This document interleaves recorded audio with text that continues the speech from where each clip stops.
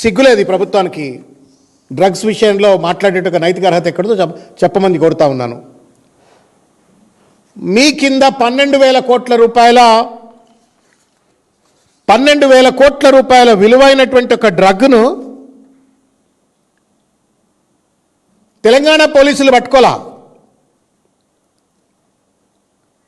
తెలంగాణ పోలీసులు పట్టుకోలే. ఇది కాస్త వాగ్దేవి ల్యాబొరేటరీస్ అని చెప్పని నవోదయ కాలనీ చెర్లపల్లిలో హైదరాబాద్లో సెప్టెంబర్ 5, 25 నాడు పట్టుకుంది ఎవరా అంటే మహారాష్ట్ర పోలీసులు.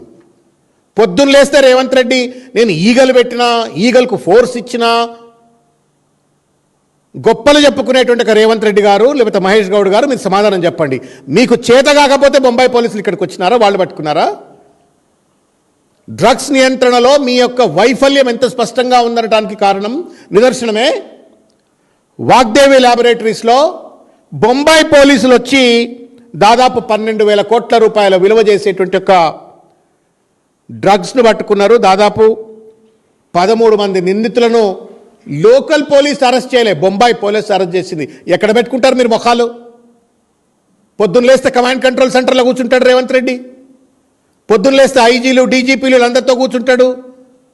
పొద్దున్న లేస్తే ఎన్డీపీఎస్ అని చెప్పని పెద్ద పెద్ద మాటలు మాట్లాడతాడు. ఎందుకు 12,000 కోట్ల రూపాయల డ్రగ్స్ను బొంబాయి పోలీసులు పట్టుకున్నారు, ఎందుకు లోకల్ పోలీసు పట్టుకోలేకపోయింది? ఇది మీ అసమర్థతకు, చేతగానితనానికి నిదర్శనం కాదా? ఇది తెలంగాణ సమాజానికి మీరు సమాధానం చెప్పరా అని చెప్పని నేను ప్రశ్నిస్తూ ఉన్నాను.